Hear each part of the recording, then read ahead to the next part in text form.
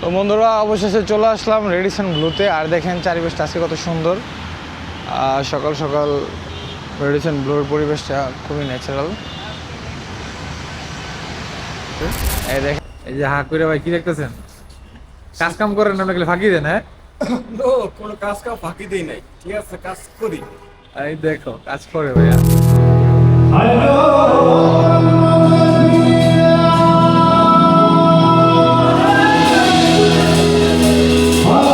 অবস্থা, আশা করি সবাই ভালো আছেন। আজকে চলে যাচ্ছি ঢাকা রেডিসন ব্লুতে।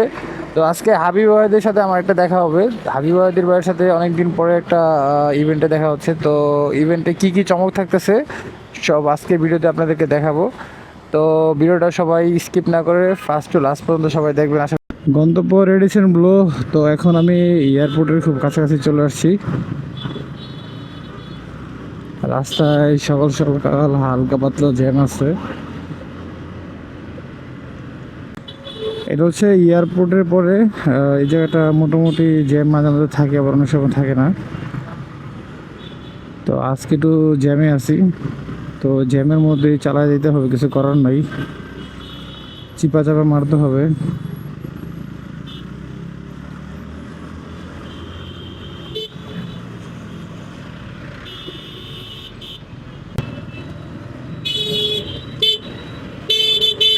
বেটা, তো আমি চলে আসলাম এখন রেডিসনের খুব কাছাকাছি। আর 2 থেকে 1 মিনিটের ভিতরে চলে যাব।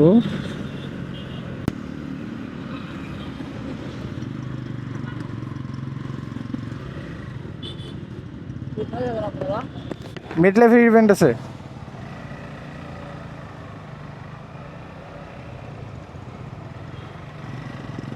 চলে আসছি, এখন গাড়িটা পার্কিং করবো।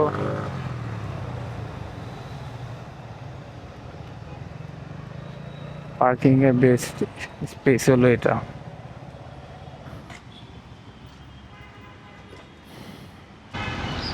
তো বন্ধুরা অবশেষে চলে আসলাম রেডিসন ব্লুতে। আর দেখেন চারিপাশটা আজকে কত সুন্দর।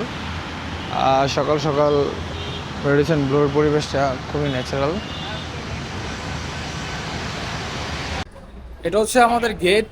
আর গেটটা দেখেন কত সুন্দর। গেট অলরেডি রেডি হয়ে গেছে। এই যে হাঁ করে ভাই কি দেখতেছেন? কাজ কাম করেন না নাকি ফাঁকি দেন? হ্যাঁ, নো, কোনো কাজ কাম ফাঁকি দেই নাই, ঠিক আছে, কাজ করি। এই দেখো কাজ করে ভাইয়া। এখানে আমাদের গিফট প্যাকেজিং চলতেছে। আর এটা হচ্ছে আমাদের ফটো বুথ।